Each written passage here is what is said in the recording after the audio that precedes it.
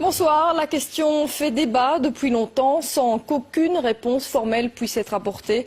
Il n'empêche, cette étude laisse perplexe. Des chercheurs de l'ULB ont exposé des fourmis à des ondes GSM.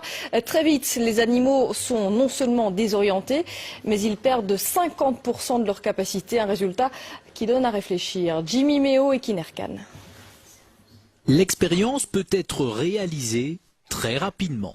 Poser un téléphone portable au milieu d'une société de fourmis et déjà instantanément, les premiers effets sont visibles. Vous voyez que celle-ci n'a plus sa locomotion normale.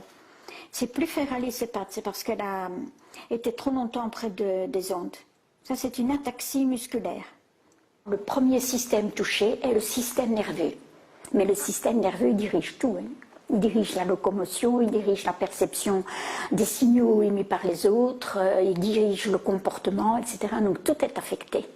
Les capacités d'apprentissage des fourmis exposées aux générateurs d'ondes sont affectées de 50% par rapport à la normale. Et même avec une période de récupération, elles ne retrouvent que 60% de leur capacité de mémorisation.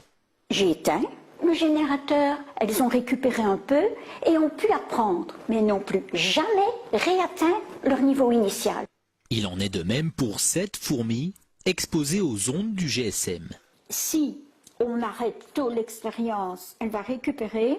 Si on continue, elle va mourir. Les dangers pour l'homme sont aussi à prendre au sérieux. Par exemple, l'oreille à laquelle on colle notre téléphone est très sensible. Imaginez les structures que nous avons dans l'oreille. Nous avons des cellules ciliées dans l'oreille.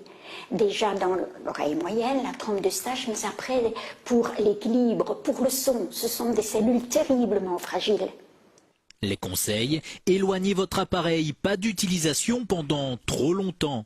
Et contre les insectes nuisibles, un petit générateur d'ondes pourrait ainsi faire office d'insecticide.